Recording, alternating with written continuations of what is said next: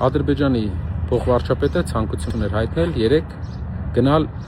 այն գյուղը, որտեղ ինքը ծնվել է։ Սա քաղաքական եւ պրոպագանդիստական քայլ է Ադրբեջանի կողմից, որպեսզի ցույց տա, որ կան ադրբեջանցիներ, որոնք Հայաստան են ծնվել, որ նրանք ուզում են վերադառնալ եւ այլն եւ այլն։ Սա 300,000 ադրբեջանցիների Հայաստան տեղափոխման ծրագրի քարոզչական հնարք է։ Միևնույն ժամանակ մենք լսեցինք նրա դասարանցու այն հայտարարությունը, որ նա ասում է, որ այդ մարդը գերազանց սովորելով միակ սխալը, որ միշտ արել է, Հայաստան բառը փոքրատառով է գրել։ Նրանք մեր երկիրը չեն տեսնում որպես անկախ եւ ինքնիշխան։ Նրանք մեր երկիրը համարում են իրենց համար հակառակորդ։ Մենք պետք է կարողանանք ունենալ ուժեղ երկիր եւ երաշխավորների միջոցով ունենալ երկարաժամկետ խաղաղություն։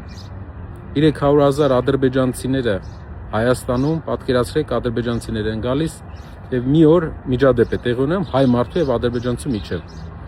Ելնելու են հայտարարեն ԿՊԱ-կանները, որ մենք չենք կարող նրանց պատժել, քանի որ այդ դեպքում խաղաղությունը կխաթարվի եւ Ադրբեջանը պատերազմ կսկսի մեր դեմ։ Եվ մենք մեր երկրում կհայտնվենք գերի կարգավիճակում։ Սա է մեր ուզածը, թե ոչ։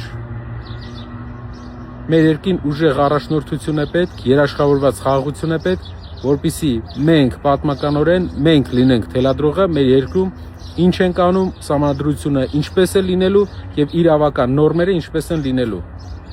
Եվ դա լինելու է։ Հայ ազգը դրան պատրաստ է։